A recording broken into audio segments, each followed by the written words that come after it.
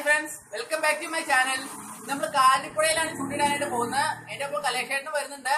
അപ്പൊ നമ്മൾ ഇന്ന് പോപ്പ് ഫിഷിംഗ് ഒന്ന് ട്രൈ ചെയ്യാനായിട്ട് പോവാണ്. അപ്പൊ നമുക്ക് സ്കൂളിലേക്ക് പോവാം. ഫ്രണ്ട്സ്, അപ്പൊ നമ്മൾ ഫിഷിങ്ങിനായിട്ട് കാലടിയിൽ എത്തിയിട്ടുണ്ട്. പെരിയാർ ആയതുകൊണ്ട് തന്നെ വമ്പൻ മീനുകൾ ഇവിടെ ഉണ്ടെന്നുള്ള കാര്യം ഉറപ്പാണ്. ഈ ടൈമില് വെള്ളം അല്പം കുറവാണ് ഇവിടെ.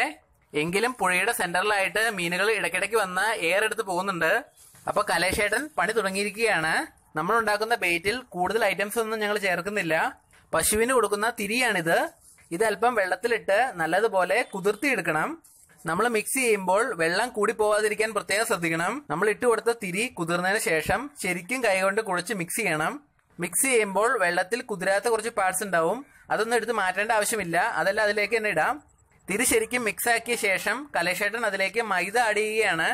നമ്മുടെ ഫീഡ് വെച്ച സ്പ്രിങ് വെള്ളത്തിൽ വീഴുമ്പോൾ സ്പ്രിങ്ങിൽ നിന്നും ഫീഡ് വിട്ടുപോകാതിരിക്കണമെങ്കിൽ തീർച്ചയായിട്ടും അതിൽ മൈദ ആഡ് ചെയ്തിരിക്കണം. ഇനി നമ്മളിപ്പോൾ യൂസ് ചെയ്യുന്ന തിരി അല്ലാതെ മറ്റെന്ത് ഇൻഗ്രീഡിയൻസ് വെച്ച് ഫീഡ് ഉണ്ടാക്കിയാലും അതിൽ മൈദ ആഡ് ചെയ്യേണ്ടത് കമ്പൽസറി ആണ്. ഇനി നമുക്ക് വാനില എസൻസ് വെള്ളവുമായിട്ട് മിക്സ് ചെയ്തെടുക്കാം. ഡയറക്റ്റ് ആയിട്ട് എസൻസ് നമ്മുടെ ഫീഡിലേക്ക് ഒഴിക്കുന്നതിൽ നല്ലത് അത് വെള്ളവുമായിട്ട് നല്ലതുപോലെ മിക്സ് ചെയ്ത ശേഷം അത് ഫീഡിലേക്ക് ഒഴിക്കുന്നതാണ്. അപ്പോൾ എസൻസ് കലേഷേട്ടൻ വെള്ളത്തിലേക്ക് ഒഴിച്ചിട്ടുണ്ട്. ഇനി ഇത് നല്ലതുപോലെ കുലുക്കി മിക്സ് ചെയ്യണം. കഴിഞ്ഞ ദിവസം ഞാനും എന്റെ അളിയനും കൂടി പോപ്പപ്പ് ഫിഷിങ്ങിന് പോയപ്പോൾ പൈനാപ്പിൾ എസൻസ് ആയിരുന്നു യൂസ് ചെയ്തത്.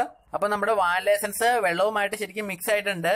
ഇനി നമുക്കിത് നമ്മുടെ ഫീഡിലേക്ക് ഒഴിച്ചു കൊടുക്കാം. പൈനാപ്പിൾ എസൻസിനെ കിടത്തി വിട്ടുന്ന സ്മെല്ലാണ് വാനില എസൻസിനുള്ളത്. ഇപ്പോൾ ഞാനും കലേഷേട്ടനും നിൽക്കുന്നിടത്തെല്ലാം ഇതിന്റെ സ്മെല്ല് വ്യാപിച്ചിരിക്കുകയാണ്. എന്തൊക്കെ പറഞ്ഞാലും ചെറിയൊരു പണി കിട്ടിയിട്ടുണ്ട്. നമ്മുടെ ഫീഡില് ശരിക്കും വെള്ളം കൂടിപ്പോയി. രണ്ടാമതായി നമ്മൾ എസൻസ് ചേർത്ത് വെള്ളം മിക്സ് ചെയ്തപ്പോഴാണ് പണി കിട്ടിയത്. ഏതായാലും കലേഷേട്ടൻ കുറച്ച് മൈദയും കൂടി ആഡ് ചെയ്ത് ഒരു വിധത്തിൽ നമ്മുടെ ഫീഡ് റെഡിയാക്കി എടുത്തിട്ടുണ്ട്. ഫീഡില് മൈദ കൂടി പോയിട്ടുണ്ടെങ്കിൽ മീൻ അടിക്കില്ല. ഇനി നമുക്ക് ഉണ്ടാക്കിയ ഫീഡ് സ്പ്രിങ്ങിൽ സെറ്റ് ചെയ്യാം.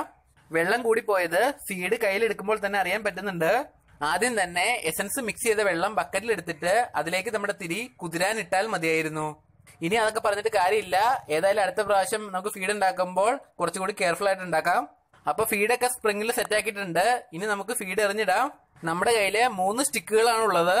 അതിൽ 2 2 പീസും 1 ടെലിസ്കോപ്പിക്കുമാണ്. നമ്മൾ നേരത്തെ മീനുകളുടെ ആക്ടിവിറ്റി കണ്ട സ്പോട്ടിലേക്കാണ് ഇപ്പോൾ കാസ്റ്റ് ചെയ്തിട്ടിരിക്കുന്നത്. ഇത് പൈനിയറിന്റെ ഫയർ റോഡാണ്. ആദ്യം കാസ്റ്റ് ചെയ്തതും സെയിം റോഡ് തന്നെയാണ്. ഞാനും കലേഷേട്ടനും കൂടി ഒരുമിച്ചെടുത്താണ് 2 ഇനി നമ്മൾ കാസ്റ്റ് ചെയ്യുന്നത് എന്റെ പഴയ രാപ്പല്ലയുടെ ടെലിസ്കോപ്പിക് റോഡാണ്.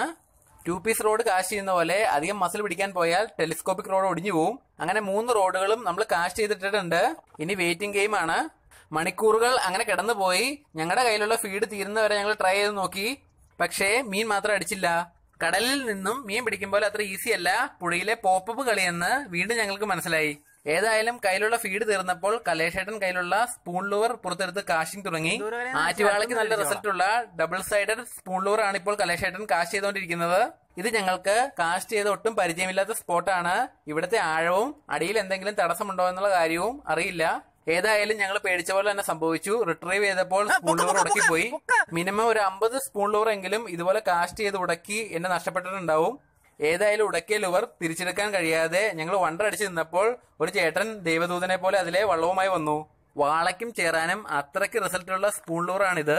ഇത് യൂസ് ചെയ്ത് ഇതിന്റെ റിസൾട്ട് കിട്ടിയിട്ടുള്ളവർ എത്ര പോയാലും വീണ്ടും വീണ്ടും ഈ ലൂവർ വാങ്ങും. ഈ ലൂവറിന്റെ ഡീറ്റെയിൽഡ് ആയിട്ടുള്ള വീഡിയോ നമ്മുടെ ചാനലിൽ വന്നിട്ടുണ്ട്. ഞാൻ ഡിസ്ക്രിപ്ഷനിൽ അതിന്റെ ലിങ്ക് കൊടുക്കുന്നുണ്ട്. വീഡിയോ കാണാത്തവരുണ്ടെങ്കിൽ ലിങ്ക് ക്ലിക്ക് ചെയ്ത് കാണാവുന്നതാണ്. ഇതുപോലെ ആഴം അറിയാത്ത സ്പോട്ടുകളിൽ ഇവനെ എടുത്ത് പ്രയോഗിക്കാതിരിക്കുകയാണ് നല്ലത്.